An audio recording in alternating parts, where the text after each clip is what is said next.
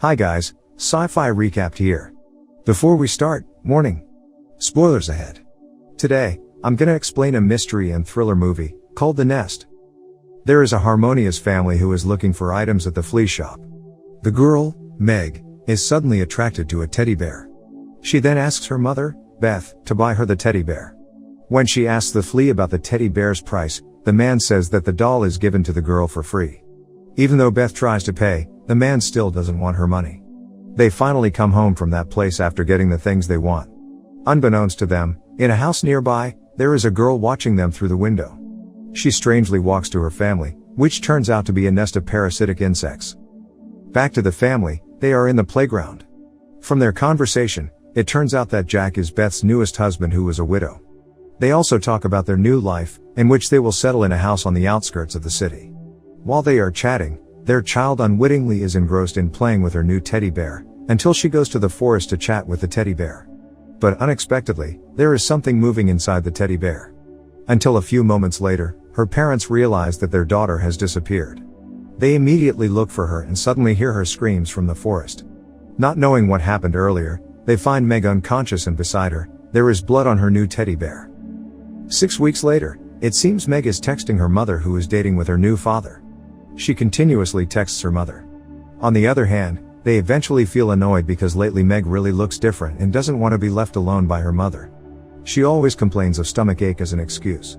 Because of that, they finally go home. It turns out that Meg is not alone in the house. Her mother leaves her to a friend named Marissa. Although she tries to get closer to Meg, but always in vain. Later, Marissa told her parents about Meg's strange behavior, such as the stomach ache she always has. Even her parents are worried if she keeps getting sick like that. After her work is done, Marissa returns to her house. That night, Beth seems to have trouble sleeping because she is constantly thinking about Meg. Shortly after, Meg comes into Beth's room and she is acting weird. As a result, her mother accompanies her to sleep until morning. The next morning, Meg returns to school after her previous accident. However, she as usual doesn't want to be left by her mother and constantly complains of stomach pains.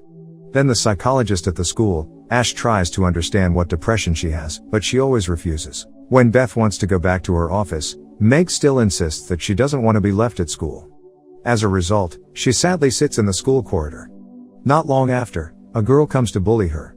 Meg fights back and something strange happens, something that looks like an insect tail comes out of her mouth. Luckily, the teacher is able to separate them and Meg apologizes as she seems to be being controlled by something strange. At dinner, Meg wants to sleep with her mother, but Jack reasons that she should be independent by sleeping alone in her room. Then the two start a fight, but Beth finally calms them down by obeying her daughter's wishes. She reads a storybook until Meg falls asleep. An annoyed Jack decides to work in the warehouse. Meanwhile, it turns out that Meg is not asleep yet. She comes to the warehouse and does something terrifying. The parasitic insects come out of the teddy bear and attack Jack immediately.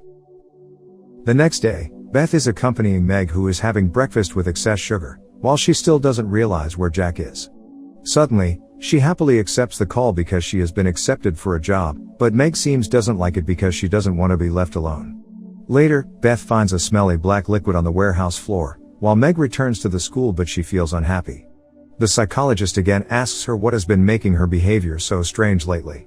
She only says that her mother will leave her alone, but her mother is supposed to stay with her waiting for everything to be ready. Obviously, Ash doesn't understand what she means. He suddenly hears an insect-like sound coming out of Meg's body. She unconsciously hurt Ash's hand, but then she apologizes after realizing her actions just now. Soon, Beth is surprised that Meg doesn't look so fussy. In Meg's room, she finds all the dolls are cut in the stomach. When she wants to tell Jack about it, the teddy bear is suddenly on the stairs, causing her to slip and fall unconscious. In her semi-conscious state, Jack and Meg are having a conversation about his mother's readiness. Even when she is conscious, she is again given sleeping pills until she passes out again. It turned out that they had been controlled by something strange. After that, Jack calls Ash and tells him that Meg won't be going back to school. Next to Jack, it turns out that Marissa is already affected by the creatures. Jack then comes to Meg's school to meet Ash with the teddy bear. An argument ensues when Ash tells him that Meg has gone mad and has injured his hand. Without further ado, Jack starts his action using the teddy bear. As the result, Ash has also been controlled by the creatures.